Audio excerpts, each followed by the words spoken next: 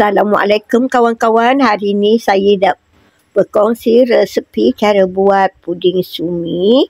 Okey, nampak tu sumi dia elok je ya, tidak hancur ataupun tidak larut ya. Okey kawan-kawan, jom kita lihat bahan-bahannya. Saya ada agak-agak tali, yang ni berat dia 20 gram. Tapi kita kerat dua, kita potong, kita ambil separuh saja, iaitu 10 gram. Kemudian 2 tin air kosong, 1 tin susu cair, 1/3 ya, tin susu pekat manis, 2 sudu besar tepung kastard, secubit garam. Okey, sedikit gula batu jika ada, nata de coco dan juga sumi. Okey, mula-mula kita basuh agak-agak tali 10 gram dia ya. Dah basuh bersih, kita masak, masukkan 2 tin air kosong dan kita masaklah. Okey, kita tengok agak-agak tali dia sudah cair, baru kita masukkan gula batu. Sedikit je gula batu, tujuan dia kita nak bagi puding tu nampak berkilat. Kita jangan letak gula batu dulu ya, ataupun gula pasir, sebab kalau kita letak gula bersama dengan agak-agak tali, agak-agak tu lambat nak cair. Kita tunggu sehingga gula batu ini cair. Masukkan sedikit air ke dalam tepung kastard. Kita nak bagi dia cair supaya tidak ada ketulan-ketulan nanti ya. Okey, kita cairkan. Okey, gula batu pun dah cair. Bolehlah kita masukkan tepung kastard. Bismillah.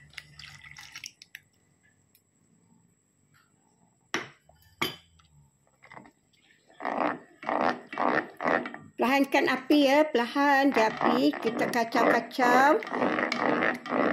Masukkan susu cair.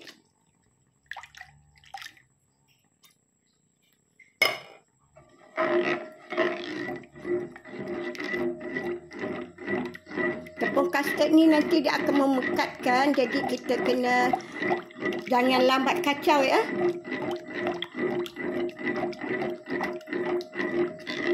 Takut nanti dia akan berkerak dekat atas dasar periuk.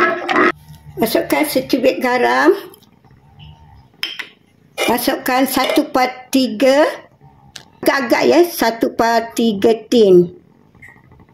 Okey dah. Okey, kita kacau-kacau-kacau.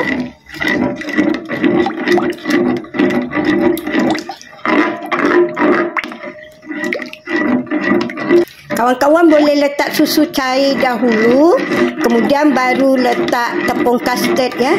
Sebab tepung kastard ni dia cepat nak berketul-ketul. Masukkan setengah penutup asin vanila. Nak bagi dia wangi. Api kena perlahan ya. Tunggu dia sehingga mendidih. Baru kita tutup api. Kita kena sentiasa kacau.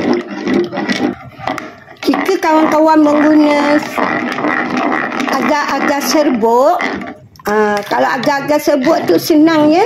Kita masuk ke semua bahan dahulu kan, barulah kita buka api. Jadi tepung kastard tu tidaklah dia berbiji-biji, dia rata, dah larut semua. Baru kita masak di atas api.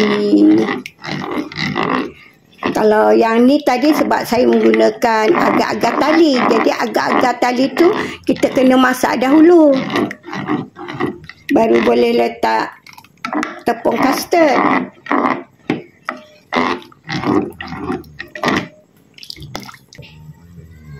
Okey, bolehlah kita tutup api ya. Dan kita sejukkan di dalam periuk ni sebentar. Agak-agak 10 minit. Mungkin dia dah suam-suam. Baru kita tuangkan ke dalam acuan kita ataupun dalam bekas. Okey, kita tunggu sehingga suam-suam kuku. Macam tu, suam-suam. Tak kira dah berapa minit kan. Kita tunggu je dia sejuk di dalam periuk ni. Okey kawan-kawan, jika kawan-kawan tiada sumi dan juga tiada nata de coco, boleh je ganti dengan buah-buahan segar seperti limau ataupun strawberry ataupun buah kiwi, ataupun buah anggur pun boleh. Okey, bila agak-agak dah sejuk air puding tadi kan, kuah puding tadi tu, dia nampak ada keladak timbul di atas dia ni. Saya panggil keladak lah. Kawan-kawan tak tahulah panggil apa kan. Okey, kita buang tau. Ataupun boleh je kalau kita nak tapis. Okey, kita tuangkan ke dalam bekas. Okey, kita tuang ni jangan penuh ya. Jangan penuh. Sebab nanti kita nak tutup. Okey kawan-kawan. Kita isi je lah. Saya dapat bekas yang tinggi ni 6. Kemudian bekas yang rendah ni saya dapat 3.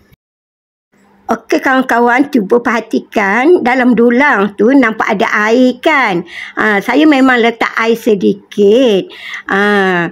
Supaya puding kita tu cepatlah dia mengeras dalam dulang tu, kan. Bila dia dah mulai keras, sumi tu dah tak bergerak-gerak, barulah kita simpan di dalam peti ais, kita sejukkan. Jangan letak di atas, letak di bawah tau. Kalau kat atas tu dia jadi beku nanti. Letak di bawah. Nanti bila nak berbuka puasa, makan sejuk-sejuk, memang segar, nak tekak. Okey kawan-kawan, puding sumi ni dia tidak manis manis-manis lah. Tak, dia sederhana je manis dia. Kalau orang tua-tua memang sedang molek lah ya. Makan sebab dia tak berapa manis. Okey kawan-kawan, nampak tu sumi dia tidak hancur ya. Dia tidak hancur, dia kekal lagi, bentuk dia tu masih kekal. Sebab tu kita tuang air tu naklah suam-suam, baru kita tuangkan ke atas sumi. Okey, terima kasih kerana sudah menonton video ini. Jumpa lagi di video yang akan datang. Bye.